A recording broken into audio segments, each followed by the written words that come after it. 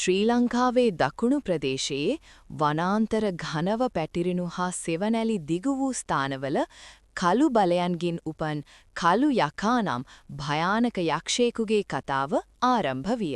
රාත්‍රිය වැටුණු සෑම විටම අඳුර ඔහුගේ සගයා කරගෙන යක්ෂයා ගම්වල හුදකලා වී බීතියත් අවුලුත් පැතර වීය. බීතිය වායුව පුරවන විට ඔහු පෙනී යන බව විශ්වාස කරමින් ගම්වාසීහු යක්ෂයා පිළිබඳ කතා රහසින් පවසමින් සිටියහ. අවසාන උත්සාහයක් ලෙස යක්ෂයාගේ කෝපයෙන් Taman ආරක්ෂා කර ගැනීමට ගම්වාසීහු පුරාණ චාරිත්‍ර වෙත හැරුණහ. පවිත්‍ර මන්ත්‍ර වනාන්තරය පුරා නාද වූ විට කළු යකාගේ අඳුරු බලය දුර්වල වීමට පටන් ගත්තේය. වනාන්තරය නැවත නිහතමානී වූවත් කළු යකාගේ කතාව අඳුරත් භීතියත් ගැන අනතුරු ඇගවීමක් ලෙස දිගටම ජීවත් විය.